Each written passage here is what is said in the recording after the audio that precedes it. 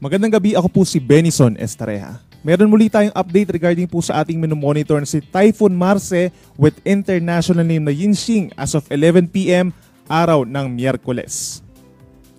Patuloy pa rin po ang paglapit ng sentro nitong si Bagyong Marce sa ating kalupaan at nakakaapekto na po sa malaking bahagi ng Northern Luzon.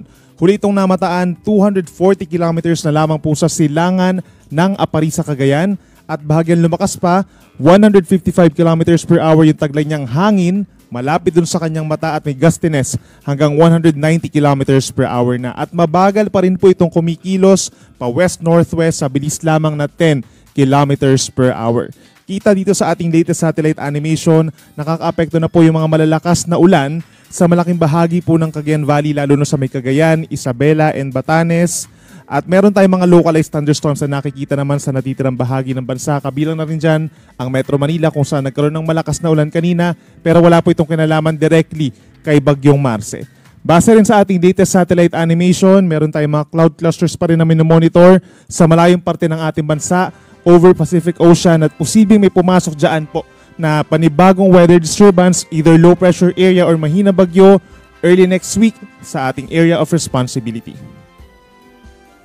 Base naman po sa pinakahuling track ng Pag-asa, inaasahang kikilos pa rin po pakaliwa or westward in general itong si Typhoon Marce. Nananatili pa rin po sa typhoon category at mababa yung chance na maging isang super typhoon pa. Pero please take note po, no, mananatili pa rin malakas na typhoon ito at nagdadala pa rin po ng masungit na panahon sa loob ng 48 hours or 2 araw. Ibig sabihin hanggang sa Friday ng gabi pa ito nasa loob ng ating Philippine Area of Responsibility. Within the next 24 hours, posible itong tumama sa ating kalupaan dito po sa may area ng northern portion ng mainland Cagayan, sa may areas po ng Babuyan Islands at maaaring magdikit din po or maglandfall dito sa may areas din po ng Ilocos Norte plus Apayao habang tinatawid po ang malaking bahagi ng Northern Luzon. Sa ngayon nakataas na po ang tropical cyclone wind signal number 3 sa maraming lugar po dito sa may norte, kabilang na northern portion of mainland Cagayan, kabilang na ang buong Babuyan Islands at signal number 3 rin po sa eastern portion of Apayao.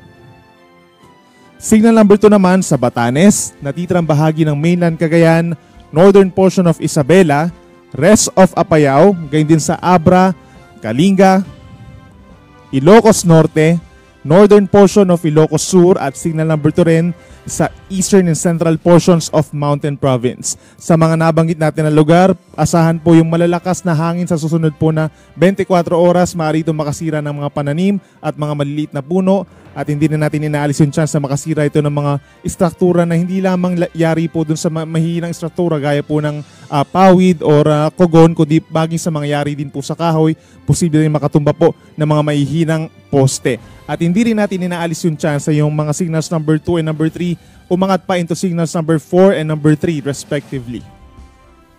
Habang asahan naman po ang malalakas pa rin na hangin, signal number 1 dito po sa natitirang bahagi ng Ilocos Sur, La Union, hilagang bahagi ng Pangasinan, natitirang bahagi ng Mountain Province, gayon din sa Ifugao at sa buong Benguet.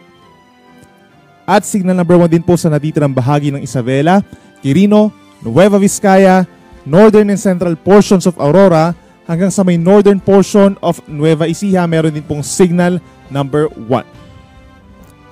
Meron din po mga lugar na walang wind signal or babala po sa malakas na hangin pero makakaranas din ng mga pagbugso dahil dun sa wind flow na tinatawag o yung hangin papasok doon kay Bagyong Marce.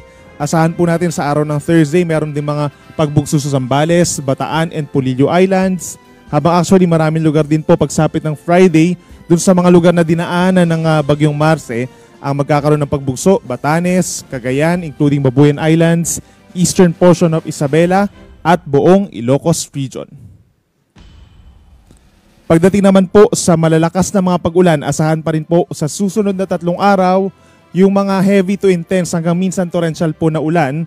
Meron tayong more than 200 mm sa dami ng ulan bukas, araw po ng Thursday, kung saan pinakang crucial part po ito, no, nandun na si Bagyong Marce na sa may Northern Luzon na yung sentro niya, sa may Cagayan, Apayao, and Ilocos Norte. Itong dami po ng ulan, posible na talaga magdulot po ng mga pagbaha, malawakang pagbaha, at maring mag-cause din po ng mga pagguho ng lupa dun sa inyong lugar, lalo na sa may Cordillera region. Heavy to intense naman sa may Batanes at sa Abra, habang moderate to heavy rains or 50 to 100 millimeters po na dami ng ulan sa Kalinga, Isabela, and Ilocos Sur. Pagsapit po ng Friday, November 8, asahan pa rin yung matitinding mga pag-ulan. Meron tayong more than 200 millimeters na dami ng ulan sa Cagayan pa rin po, sa Apayao at sa Ilocos Norte. Heavy to intense naman sa Friday sa Batanes, Abra at sa Ilocos Sur. Habang moderate to heavy rains pa rin po, 50 to 100 millimeters na dami ng ulan sa Kalinga, Isabela, Pangasinan, La Union, gayon din sa Benguet at sa Mountain Province. So make sure po na coordinated din tayo sa ating mga local government units dahil iba-iba po ang reaksyon ng mga heavy rains sa kanya-kanyang lugar po. At pagsapit naman ng Sabado, ito yung time na nakalabas na ng PAR, itong si Bagyong Marce. Asahan natin ang moderate to heavy rains pa rin naman or 50 to 100 millimeters over the entire Ilocos region. Kaya naman patuloy po na paalala sa ating mga kababayan, sa susunod na 3 araw sa mga kababayan po natin sa Northern Luzon, mag-ingat po sa banta ng baha at landslides. Sa mga low-lying areas, mataas po ang tsansa na magkakaroon tayo ng mga pagbaha.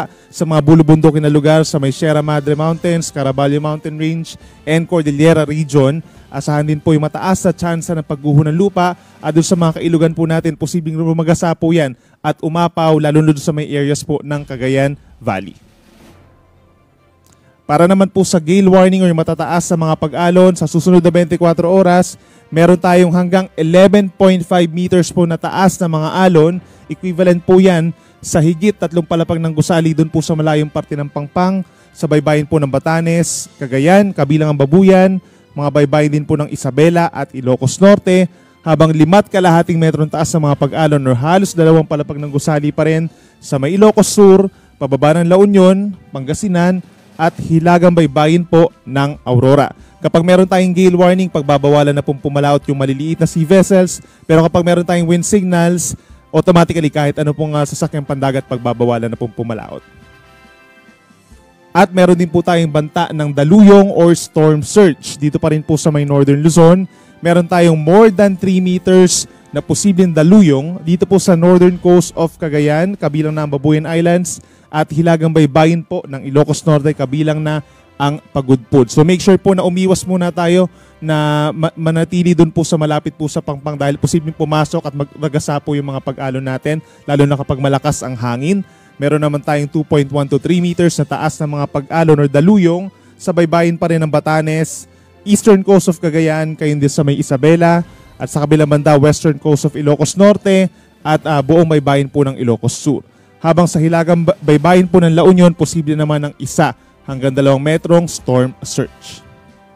At yan muna ang latest mula dito sa Weather Forecasting Center po ng Pag-asa.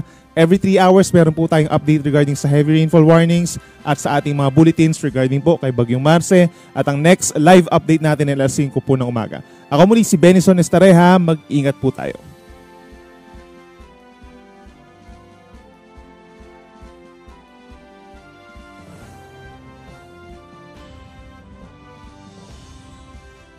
Sa muli, maraming salamat sa inyong panonood at pakikinig. Once again, El Maestro, see you on my next vlog. Bye-bye!